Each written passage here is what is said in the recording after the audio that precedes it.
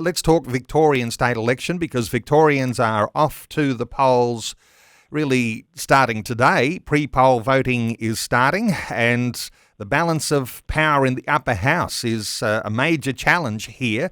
What are your thoughts for what's developing with the Victorian state election? Well, I think there are exciting times ahead this next 2 weeks, and as you say, pre-polling is starting today. I've been in Victoria, living there for the last week, and close to people who are involved in politics.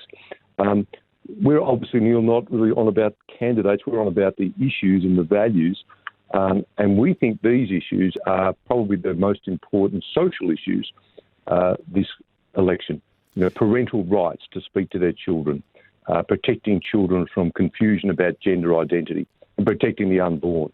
And when we've looked at the parties and we've looked at the candidates, Neil, here's what we've come up with: that the Labor Party has been bad on these things. The Liberal Party has been silent on certainly the gender confusion issue. That's a concern. Some green shoots, though. We're seeing some positive policy offerings from the DLP and from Family First. And, you know, we're happy to say, okay, well, you know, here's how the candidates, good and bad, stand on this. Candidates that are standing out to us in the Northeastern Metropolitan, Alistair Cameron; Southeastern Metropolitan, Lee Jones; Western Metropolitan, Bernie Finn; Labor DLP, Lee Jones and Alistair Cameron of Family First, as is Darren Buller.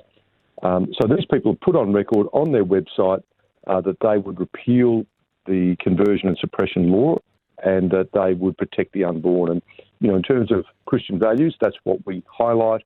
And, we're letting people know that Labor and Daniel Andrews have been bad and detrimental on these issues. So we're doing what we can to get the word out with volunteers on the street, with advertising in newspapers, with flyer distribution, because we want the constituency to be informed when they vote. Dan Flynn, just come back to the DLP for a few moments, because the DLP, they have their ups and downs, been around for a long, long time, always had this fabulous family Christian basis to it, and there's a bit of a revival that's happened with the DLP. As you say, Bernie Finn is one of the candidates for the DLP. What are your thoughts for the revival of the DLP here too? Because we're talking about revival of Family First, but the DLP back on the scene. Very much so. Bernie Finn was expelled from the Liberal Party earlier this year because of his pro-life views. He put out some Facebook message about the time that Roe versus Wade was repealed. The Liberals told him it was off message, and they expelled him. And it was all a very moderate post by Bernie. Bernie Finn I have known for many years, and he is a dedicated pro-life politician who just simply wants abortion to stop in Victoria. So he could not find a home in the Liberal Party, has been endorsed by Labor DLP, and that's a real revival going forward. And so we know how Bernie will vote. We know how he will stand. He's a known quantity, and we are very happy to highlight his name in our campaign materials. Now, Lee Jones is going to be our guest after our conversation. What are your thoughts on Lee Jones and the revived Family First? Look, the revival of Family First is a great thing because, again, they're being explicit that they will defend parental rights, protect children in their education from gender confusion, and protect the unborn. So Lee Jones is a lead candidate, and for that I applaud him. And this particular party is led by Lyle Shelton and has great candidates who I know personally. Alistair Cameron, who has worked extensively for ACL in a previous life, not that long ago, and Darren Buller, a very devout Christian. So, we're not in the business of endorsing candidates. Our role is to give information out. And on the information that matters to Christians, these guys definitely get a tick from us. Well, I'm glad you've mentioned their names, because while the election's not until the 26th, pre-poll voting starts today, Dan. And so lots of Victorians will take advantage of the opportunity we have to cast a ballot early. And what are your thoughts for people who are going off to the polling booth today, hearing perhaps even for the first time that the DLP is back, that Family First is there in the mix? What are your thoughts for those who might be thinking about these sorts of pro-family policies and ways they might approach their voting? I think they should go and have a look at the DLP website for policies and also the Family First website policies. When they get to an early voting centre, they should take their How to Vote card, and they will see, what's suggested in terms of a vote in the upper house and in the lower house seat that they belong to. So in every region that Lee, Alistair, Darren or Bernie are running in, there are 11 lower house seats, and there's advice on how to vote there. So I think that'll be solid on the values.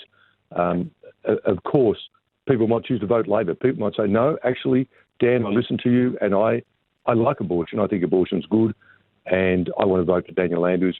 Well, we say that's their prerogative. We are simply putting out the information. And interestingly, Neil, we do have people come back to us and say, thank you for letting me know I'm going to be voting for Daniel Andrews. We say that's fine. It's really for us to put the information out and let people decide. But I think picking up relevant how to vote cards will help people with that journey. You can't force people to vote any particular way, but you can alert them to the challenges that are ahead if they vote one way or another, and especially around that life issue. Hey, Dan, the Australian Christian Lobby has for now a long time been building a standing army of volunteers who are ready to knock on doors and put pamphlets into letterboxes, and you've got all sorts of activities no doubt planned. Can you let us in on some of the sorts of things that you've got Victorian volunteers up for in the lead up to the election? I certainly can. We are door knocking in the electorates of Sydenham, Point Cook, Mulgrave, that's the Premier's seat, Cranbourne, Mill Park, Ringwood and Bayswater. In every one of those 7 electorates, we have a local campaign organiser and we have volunteers on the ground delivering relevant flyers. So if people go to the ACL website, there's something at the top says volunteer, and then that will be filtered through and we can connect people with a team. The teams are going out again on Saturday, which is the last Saturday before the election, and we'd love to see people as we build the movement and we take a long-term view to, okay, there's this election, but there's also the next 4 years. I think, Neil, we want to say we'll be very active in the next 4 years. Whoever's in government will be holding them to account and our foot soldiers will be on the ground. You know, I think everyone agrees there's a lot at stake in the upcoming Victorian state election. And this thought that if there is a balance of power held in the upper house by organisations, political parties like Family First and the DLP, that is one way to try and stem the flow of some of the bad legislation that floats through Victoria, isn't it? What are your thoughts here for the possibility of a balance of power in the upper house? Look, I think it's essential because unbridled power is not good, and if the Andrews government is re-elected, then the only check on that power would be a Conservative crossbench. And so a Conservative crossbench would put a brake on a very progressive social agenda. Can I say this, Neil? Martin was speaking to a crowd of about 4,600 people in Melbourne on Friday night, and he catalogued some of the recent social policies. He asked people to pray for Daniel Andrews and, pointing out the error of his ways in the social policy initiatives. And it was a poignant moment to say, pray for Daniel Andrews, pray for his soul. It was a remarkable moment. We'll look to get that little clip onto Facebook so that people can watch that. We'd love Daniel Andrews to watch it because it was very beautifully said. I was going to talk about this very shortly, but let's talk about this Truth of It Live event that happened on Friday night. As you say, 4,600 people turned out to hear Martin Iles deliver the third part in his trilogy around Babylon. How do you think generally the crowd received the message that was delivered?